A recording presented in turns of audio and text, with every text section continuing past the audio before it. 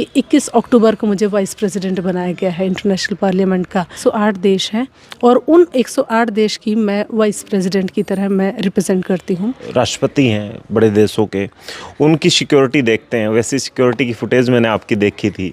आज security India में आई है तो लेके नहीं आती है इस तरह। अपनों से किस चीज़ की सिक्योरिटी, मैं तो मेरे शहर में आई हूँ। नमस्कार, मैं हूँ आपका दोस्त विनोद शर्मा और फिलहाल हमारे साथ स्क्रीन पर एक ऐसी बेटी और एक ऐसे पिता दिखाई देंगे जो नारे नरेंद्र मोदी और हरियाणा सरकार के बहुत सारे मंत्रियों, मुख्यमंत्री, आपने कई सूबे के मंत्रियों को देखा होगा, जो बीजेपी के नेताओं को देखा होगा, बेटी बचाओ बेटी पढ़ाओ का नारा।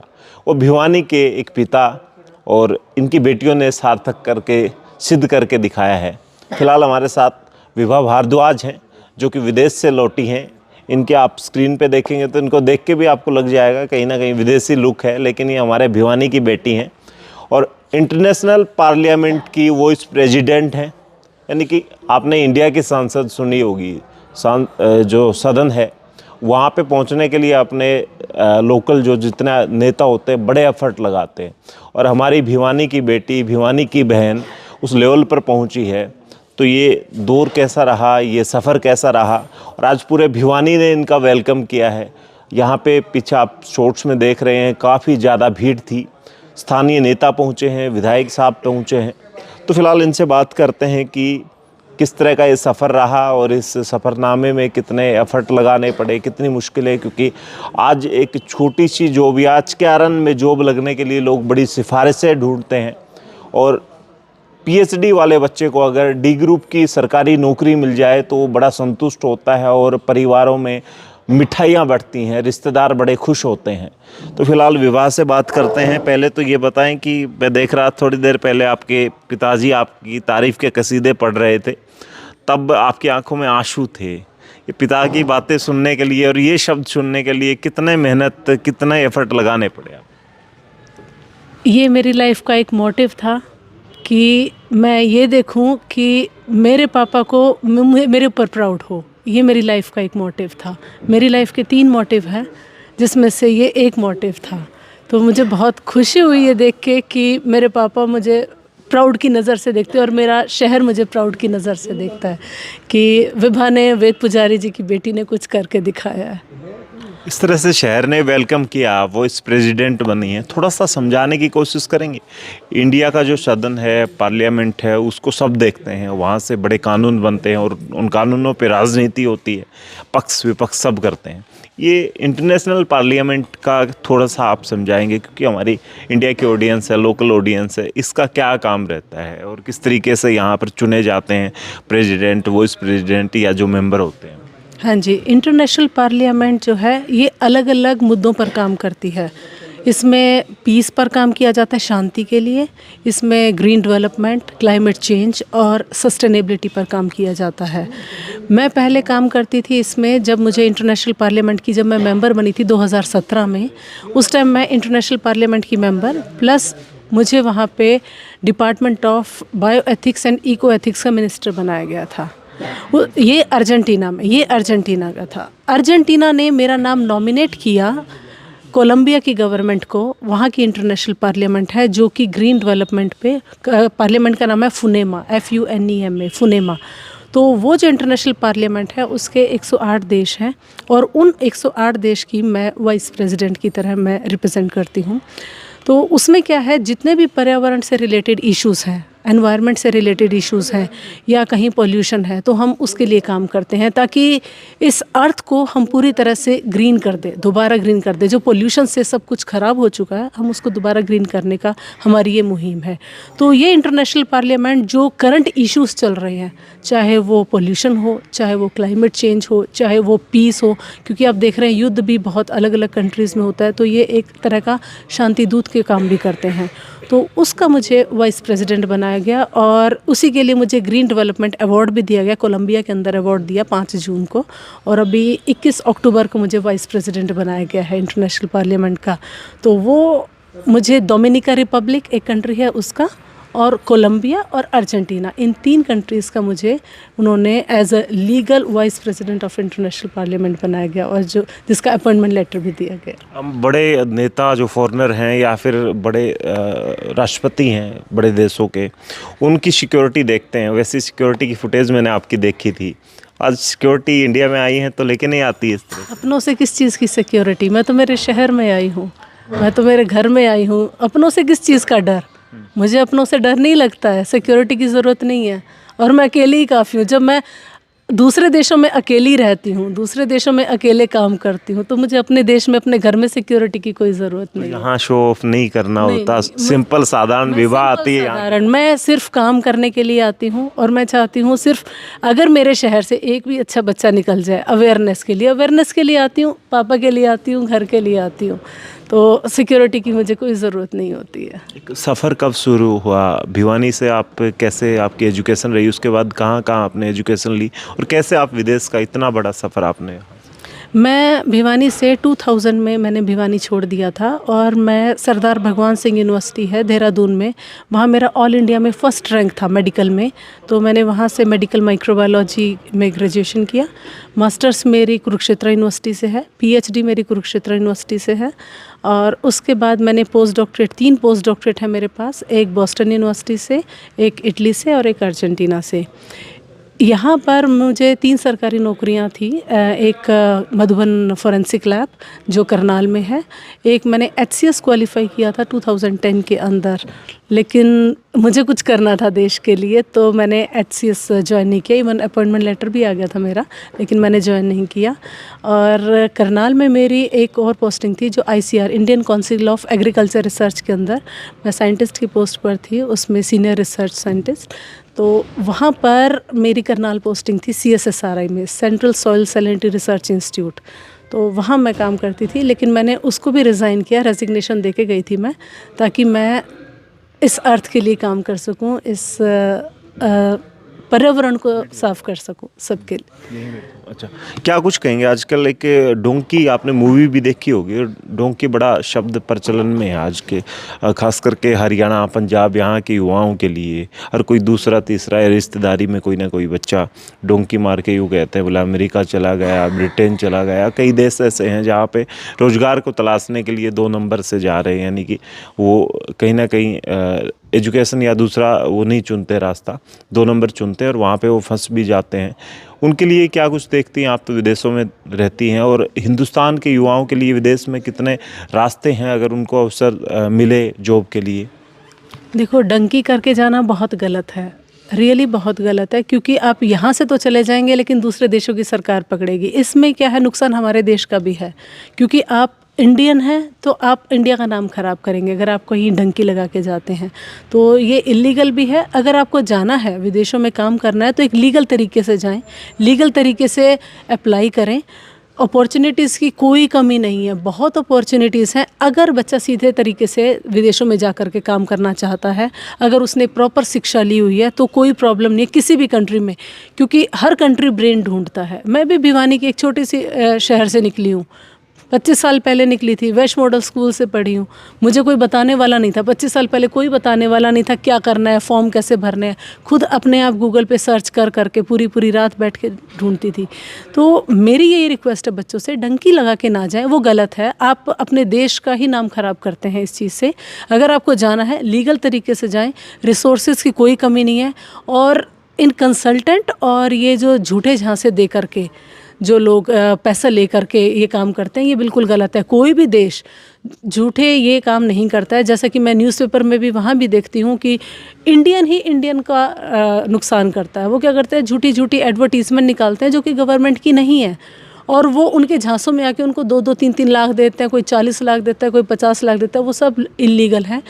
लीगल वेबसाइट्स हैं जो कि पूरी तरह से गवर्नमेंट जॉब भी देती हैं। वो ऐसा नहीं है, हमारे देश में गवर्नमेंट जॉब में आपको फॉरेनर नहीं मिलेगा, लेकिन बाहर विदेशों में गवर्नमेंट जॉब में, मैं मिनिस्ट्री में हूँ, इंडियन हूँ, लेकिन वहाँ की मिनिस्ट्री में काम कर रही हूँ। तो बाहर के जो देश हैं वो आपको मिनिस्ट्री में भी मौका देते हैं, गवर्नमेंट जॉब में भी मौका देते हैं। तो तो ढंकी लगा के कोई ना जाए, पैसे घर का पैसा बर्बाद ना करें इस चीज़ में। यूएई में आप डायरेक्टर हैं और एनवायरनमेंट पे काम करती हैं वहाँ पे। इंडिया का एयर इंडेक्स की क्वालिटी की बात की आपने सुनी होगी खबरें, यहाँ की पोल्यूशन काफ़ी ज़्यादा फैला और पराली का मुद्दा हिंदुस्तान के सदन से संसद तक पहुँचा। क्या कुछ कहेंगी कि यहाँ भी कोई समाधान हो सकता है? और हिंदुस्तान पोल्यूशन का इतना बड़ा गढ़ बनता जा रहा है, खास करके कुछ स्टेट की बात करें, नॉर्थ इंडिया की बात करें, यहाँ पे बड़ा मुद्दा है ये। हाँ, पराली के बहुत ज़्यादा मतलब हम उसको यूज़ कर सकते हैं, उसको जलाएं ना, उससे हम एंजाइम बना सकते हैं। वो पराली जो है एक बहुत अच्छा एब्जॉर्बेंट है, उसको हम अलग अलग उपजाऊ चीज़ों में यूज़ कर सकते हैं। मैंने उस पर भी काम किया, पराली पर भी काम किया है।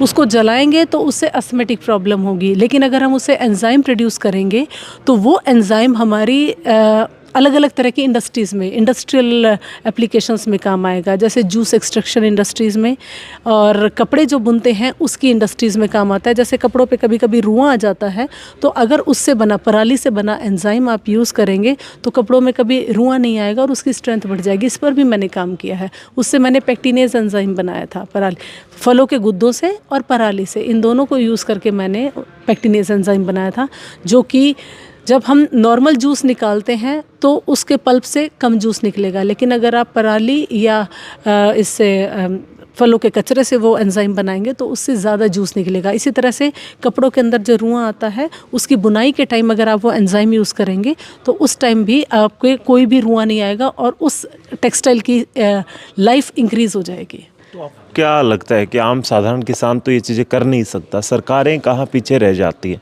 अब बहुत सारे किसानों पर सैटेलाइट से केस, उन पे एफआईआर लॉन्च हुई हैं, तो वो समाधान कैसे हो सकता है? इंडियन गवर्नमेंट जो है वो पीछे कहाँ रह जाती है इस तरह के फैसले लेने में? आपने कोई ऐसा उनसे बातचीत, डिस्कशन किया? एक्चुअली क्या है, इंडिया में प्रॉब्लम है अवेयरनेस की, कि किसानों को नहीं पता है, लेकिन स्लोली क्या है, जो बच्चे बाहर जाते हैं उनको, जैसे मुझे अवेयरनेस है तो मेरा यही मोटिव रहता है कि मैं अवेयर करूं। इसीलिए मैं अभी आज भी मैं अपने आपसे डिस्कशन के माध्यम से यही कह रही हूँ कि हम पराली को यूज़ कर सकते हैं और उससे हम एंजाइम प्रोड्यूस करवा सकते हैं और उससे वैल्यू एडेड प्रोडक्ट्स बना सकते हैं। अगर आने वाले टाइम में गवर्नमेंट मुझे मौका देगी तो मैं बच्चों को सिखा सकती हूँ, यहाँ के जो टैलेंट है, जो करना चाहते हैं, उनको भी सिखा सकती हूँ कि किस तरह से इस पराली का इस्तेमाल किया जा सकता है। एजुकेशन के लिए कुछ बच्चे, जैसे आप बाहर गए, बाहर कैसे जा सकते हैं? आपने वेबसाइट वगैरह बताई, कुछ लीगल चीज़ें हैं, लेकिन हर किसी को पता नहीं होता। कुछ बच्चे +2 या ग्रेजुएशन तक रह के, खास करके बेटियों की शादियां कर दी जाती हैं और बेटियां बाहर उतनी निकल भी नहीं पाती क्योंकि सेफ्टी का बड़ा मुद्दा रहता है हमारे इंडियन का, खास करके लोगों के। तो वो कैसे वहाँ तक पहुँच सकती? देखो, सेफ्टी का मैं एक बात बोलूँगी कि सेफ्टी क्या है, जब तक आप अंदर से सेल्फ सेटिस्फाइड नहीं है मेंटली, आप अपने आप को स्ट्रॉन्ग समझे। मैं एक मुस्लिम कंट्री में रहती हूँ और अकेली रहती हूँ, और यहाँ पे हम जामा मस्जिद में अकेले नहीं जा सकते, उस एरिया में नहीं जा सकते हैं दिल्ली के। तो ये स्ट्रॉन्ग विलिंगनेस और ये जो पावर है ये खुद से आती है। जब तक हम खुद से कॉन्फिडेंट नहीं हैं तब तक, और ये डर जो है सिर्फ दिमाग का डर है, कोई किसी को ऐसे परेशान नहीं करता जब तक हम कुछ करें ना।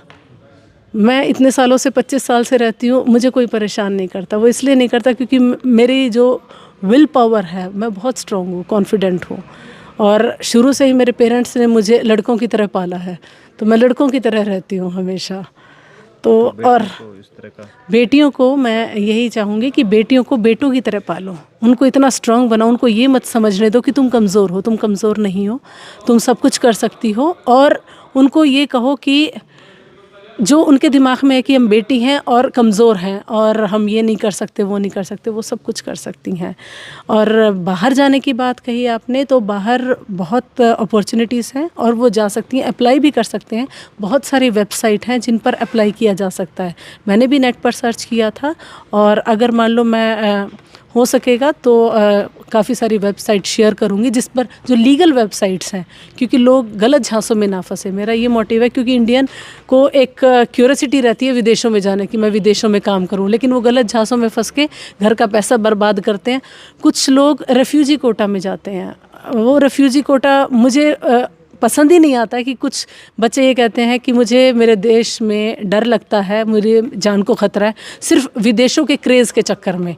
तो रेफ्यूज़ी कोटा में ना जाएं, वो अपने देश का नाम इस तरह से ख़राब ना करें कि नहीं मुझे मेरे देश से खतरा है और सिर्फ बाहर रहने के लिए, कुछ 2 पैसे कमाने के लिए। क्योंकि बाद में मैंने कुछ लोगों को देखा, बाद में उनके एक अंदर दर्द है, टीस है, वो अपने देश में आना चाहते हैं लेकिन वो आ नहीं सकते हैं क्योंकि उन्होंने वो वीज़ा लिया हुआ है रेफ्यूज़ी कोटा में, तो वो अपने देश में दोबारा नहीं आ सकते। तो जिनको जाना है मैं वेबसाइट शेयर करूँगी, उन वेबसाइट पर ही अप्लाई करो, बहुत जॉब्स हैं उन पर अप्लाई करो, लीगल तरीके से वहाँ जाओ और लीगल तरीके से वहाँ काम करो। जी, तो पुजारी जी क्या कहेंगे? आप तो भिवानी में रहे हैं, लेकिन बेटी यूएई से लेकर हर कोई ऐसा देश नहीं होगा शायद जहाँ तक नहीं पहुँची होगी बेटी का ऐसा सफ़र। और आप तो एक टैगलाइन बता रहे थे कि मोदी जी ने टैगलाइन दी है, लेकिन उसको सिद्ध साबित किया है आपने। आपकी बेटियाँ काफ़ी हाई लेवल पर पहुँची। मैं कोई ऐसे सब छोड़ा ही नहीं, जो सब कुछ तो विभा ने बता दिया।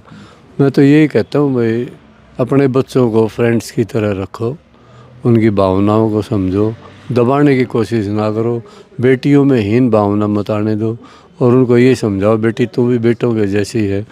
क्या है कि बेटी को हमारे समाज में दबा लेते हैं, शुरू से उसमें हीन भावना डालते हैं, ना तो लड़की है बाहर नहीं जाना, ना तो लड़की है ये नहीं पहनना। मैंने बिल्कुल फ्री छोड़ दिया था बेटियों को, भाई घूमो फिरो और कोई भी दिक्कत हो तो मेरे को बताओ। स्पोर्ट बड़ी ज़रूरी है, मॉरली स्पोर्ट्स अगर पेरेंट्स देंगे तो बेटियां भी बेटों की तरह पढ़ेंगी। और रहा इसका सफ़र, भाई तकलीफ़ तो होती है बेटी जब बाहर जाती है, और जब ये फंक्शन में देखता हूँ इस तरह के आयोजन, तब बड़ी खुशी होती है, हाँ भी बेटी ने नाम कमाया। तो आज पूरे भिवानी ने वेलकम किया है, विभाग का इतना बड़ा पद इनको मिला है। भिवानी का ये स्वागत देख के क्या कहेंगे भिवानी वालों के लिए? भिवानी वालों के लिए ये बेटी एक वेद पुजारी की बेटी नहीं है, तो पूरी भिवानी की बेटी है। वो अपनी बेटी का स्वागत करने के लिए आए थे, उन्होंने स्वागत किया, मुझे बड़ी खुशी हुई। क्या कहेंगे जी शर्मा जी? आज के आयोजक मंडली है, शायद बेटी है, दिखा दें। बहुत सारे लोग बैठे हैं और बहुत सैकड़ों लोग यहाँ पे मौजूद थे। आप लोगों को विवाह के बारे में पता चला और विवाह का ये यहाँ तक पहुँचना किस तरह से देखते हैं? ये बहुत अच्छा है और ये हमारे लिए, हमारे बच्चों के लिए, ख़ास तौर पर बेटियों के लिए प्रेरणा स्रोत हैं। और इसीलिए हमने ये प्रोग्राम बनाया कि हमारे समाज की तरफ से भिवानी में इनका सम्मान समारोह किया जाए। और इसमें काफ़ी वीआईपी भी आए थे जो बड़े बड़े पदों पर हैं, चेयरमैन वगैरह, सरपंच वगैरह, और रिटायर्ड पर्सनैलिटी जो थे सारे, वो सभी के सभी आए थे और बिल्कुल इनका मान सम्मान और स्वागत किया। विधायक जी भी आए थे, तो और विधायक जी ने भी आश्वासन दिया है कि यहाँ इनको विवाह को हमारे हिंदुस्तान में कि पर्यावरण के लिए मॉडल के रूप में चुना जाए और इनको पूरा मान सम्मान दिया जाए, ताकि हमारे देश में भी इनका जो इनकी सेवा है उनका फ़ायदा उठाया जा सके। जी, तो फिलहाल हमारे साथ विभा भारद्वाज और इनके पिताजी और बहुत सारे आयोजक मंडली के लोग मौजूद थे। विवाह का यहाँ तक पहुँचना और एक बेटी का इस तरह से पैर फैला के विदेशों तक का सफ़र, क्या कुछ कहेंगे? और ये पंख जो हैं ये पिता के एक कॉन्फिडेंस से आते हैं और परिवार विश्वास करता है, ख़ास करके हमारे बच्चे, कोई भी बच्चा हो वो काफ़ी आगे तक जा सकता है। सिर्फ फैमिली की ज़रूरत है और सपोर्ट की ज़रूरत है। जब आप पॉजिटिव रहेंगे तो ऑटोमेटिकली विभा ने कहा है कि हर कोई आपके सामने नेगेटिव हो ही नहीं सकता। फिलहाल इस वीडियो को शेयर कर दें और पॉजिटिव से कमेंट भी कर दें इस वीडियो के नीचे। इस वीडियो को शेयर करते हो, तब तक के लिए धन्यवाद। राम राम, जय हिंद।